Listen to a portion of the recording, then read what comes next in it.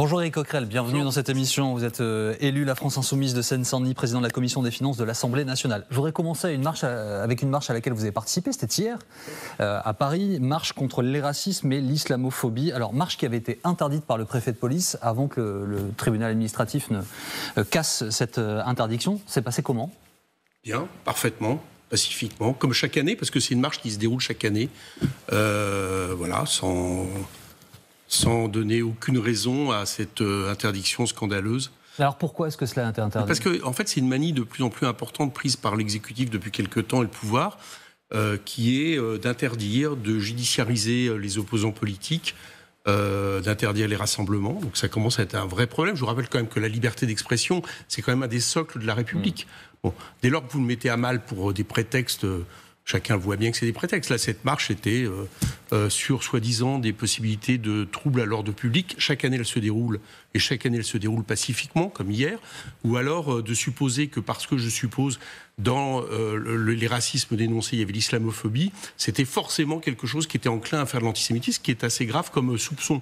Donc, il faut arrêter avec ça. Est-ce que cette pression du pouvoir, vous l'incluez dans ce que dénonce Rima Hassan ? Alors, elle est numéro 7 sur la liste des européennes de votre parti.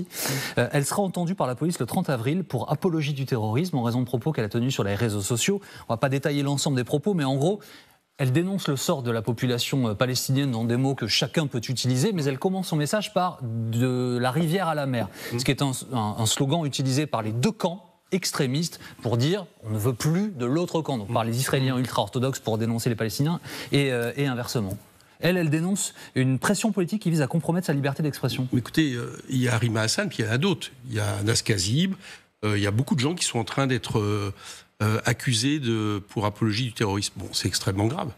Parce qu'en réalité, derrière ça, c'est quoi ? C'est l'idée que, alors même que la France prend on va dire des positions de plus en plus correctes sur la question du conflit, y compris avec la reconnaissance de l'État de Palestine votée à l'ONU. De notre côté, on a l'impression que le pouvoir politique s'en prend à tous ceux qui n'adhèrent pas à la vision de M. Netanyahou, c'est-à-dire de ce conflit qui en fait non pas qui transforme ce conflit de conflit colonial en conflit religieux, en guerre de religion. Et en soi contradictoire, M. Coquerel. C'est contradictoire, mais c'est le pouvoir français veut la reconnaissance de l'État palestinien, mais en même temps, il fait tout pour appuyer Netanyahou. Eh bien voilà, c'est intéressant de pointer cette contradiction. C'est très curieux d'attaquer tous ceux qui, en réalité, n'adhèrent pas aux thèses d'extrême droite du gouvernement Netanyahou, importées en France de manière massive, malheureusement, par des responsables politiques, à certains moments par des médias, et tous ceux qui se retrouvent à dire que les Palestiniens ont des droits, comme le reconnaît le droit international, se retrouvent aujourd'hui menacés de la justice. Bon, tout ça est enfin, faut arrêter, quoi. Mais en fait, faut arrêter. Mais vous savez très bien, Rima Hassan, je vous répondre sur Rima Hassan. Mais alors justement, dans son message, pour préciser les choses, comme je l'ai dit, mais je vais le redire parce que c'est important, ce n'est pas finalement le reste de son message, c'est la première phrase. Oui, d'accord. Et elle-même l'utilisant, c'est très bien ce qu'est cette phrase. Bien sûr, sauf que comme vous êtes journaliste, vous avez souvent étudié, je pense, toutes les déclarations de Rima Hassan, et dans quel cadre elle se situe. Alors elle, par exemple, non seulement elle condamne ce que j'ai fait, évidemment, les massacres du 7 octobre, mais elle va jusqu'à dire que c'est des attentats terroristes, que moi je n'ai pas fait par ailleurs, parce que je pense que c'était renforcer finalement la vision de M. Netanyahou du conflit. Donc vous voyez, elle va plus loin que moi sur cet âge-là. Alors qu'est-ce qu'on lui reproche ? On lui reproche à l'origine d'être pour un État binational. Je vous rappelle que le sionisme à l'origine était pour un État binational. Que vous avez des historiens aujourd'hui, par exemple israéliens, qui sont pour un État binational, c'est-à-dire qui permettent dans un même État d'avoir à la fois les Israéliens, les Juifs qui habitent aujourd'hui dans cet État, mais aussi, par exemple, les Palestiniens. Voilà, c'est une vision, à mon avis, qui aujourd'hui est difficilement tenable vu la politique de M. Netanyahou. C'est la phrase. Une vision. Quand elle utilise cette phrase, c'est l'égalité de la rivière à la mer, ça ne veut pas dire un État binational. Mais si, oui, mais d'accord, mais je vous demande de lire les déclarations de Rima Hassan, pas de vous en tenir à une seule phrase. Les déclarations de Rima Hassan, c'est l'égalité des droits dans un même État. Bon, malheureusement, je crains qu'avec la politique de M. Netanyahou, ça soit quelque chose qui soit impossible, raison pour lesquelles, et d'ailleurs pour lesquelles elle aussi, elle défend la question des deux États, c'est-à-dire avec la reconnaissance d'un État israélien, mais qui était aussi contenue dans sa proposition initiale, qui a le droit à des frontières sûres, mais qui a reconnaissance aussi d'un État palestinien, tel que les résolutions de l'ONU le permettent, tel que le droit international le veut, et ce qui nous donne quand même plus de force dans ces revendications. Et pour être complet, vous l'avez dit vous-même, je le précise, la France a voté pour l'État palestinien, et l'ambassadeur français était convoqué. Oui, mais n'empêche cette extrême droitisation du paysage politique avec un bon front raciste quand même. Je vais vous dire, je pense qu'il y a un bon front raciste derrière ça. Parce qu'il y a l'idée qu'en réalité, nos adversaires sont les musulmans, sont ceux qui dénoncent l'islamophobie. Mais qui dit ça? Vous entendez pas cette espèce de petit bruit. Par exemple, quand vous dénoncez une manifestation qui lutte contre l'islamophobie, comme le préfet de police, qui veut l'interdire sous prétexte qu'il peut y avoir de l'antisémitisme. C'est une certaine forme de racisme, et je crois qu'il faut faire attention à ne pas utiliser la question de l'antisémitisme, qui est vrai, qui est réel, qui grandit en Europe, notamment sous le coup de l'extrême droite, principalement, justement, de façon à discriminer une autre religion ou des gens qui sont supposés être de cette culture. Le fleuron de notre marine nationale, le porte-avions nucléaire de Gaulle, est parti, part ce matin en mission Aquila, donc 6 semaines en Méditerranée, 6 semaines, dont 2 semaines sous commandement de l'OTAN. Voilà ce que dit Jean-Luc Mélenchon, le porte-avions Charles de Gaulle passe sous commandement OTAN, tristesse, point, vassalisation affichée, point. Bah oui. Je dis d'autres, c'est la réalité. C'est la force de dissuasion nucléaire française, le porte-avions. Alors, M. Lecornu a répondu immédiatement qu'en aucun cas il s'agissait de vassalisation et qu'à tout moment la France gardait le contrôle politique et militaire. J'observe que pour la première fois, ce porte-avions va passer sous commandement de l'OTAN, donc c'est un problème. Là, pourquoi c'est un problème? Mais parce que vous savez très bien que nous défendons l'idée d'une France non alignée, d'une France qui poursuit une politique indépendantiste en faveur de la paix et qui donc, à un moment donné, ne continue pas à rentrer comme ça dans une vision très campiste, très d'affrontement entre blocs, qui est aujourd'hui le paysage du géostratégique qui se dessine dans le monde. Donc nous pensons que la France ne doit pas faire ça. C'est ce qui d'ailleurs fait en sorte que la voix de la France puisse être écoutée pour la paix, ce que je trouve malheureusement utilisé de manière trop rare, c'est de faire en sorte d'arrêter de mettre, on a mis le bras, on met le bras, maintenant on met tout le corps sous l'utilisation de la flotte du Charles de Gaulle dans le cadre de cette opération, c'est justement de la dissuasion. La dissuasion, c'est pour éviter la guerre. Mais la dissuasion, c'est pour éviter la guerre, mais la dissuasion, elle est sous contrôle de la France. Elle n'a pas rentré, vous savez, comme cette proposition incroyable à un moment du chef de l'État, de proposer que nos dissuasions soient désormais au service de l'Union européenne, voire sous contrôle de l'Union européenne. C'est absolument délirant.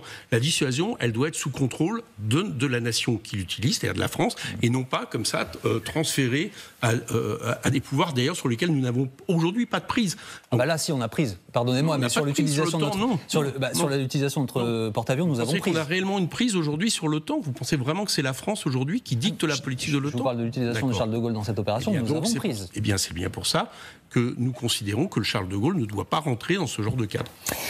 Autre information qui concerne votre parti. Alors, selon Libération, ce dimanche, vous avez dû lire ça, un sondage commandé par les équipes de François Ruffin explique, donc c'est un sondage Cluster 17, qu'il réunirait 29% des voix au premier tour, passerait donc le premier tour pour se qualifier au second tour. Dans le même scénario, Jean-Luc Mélenchon arriverait avec 11 points de moins.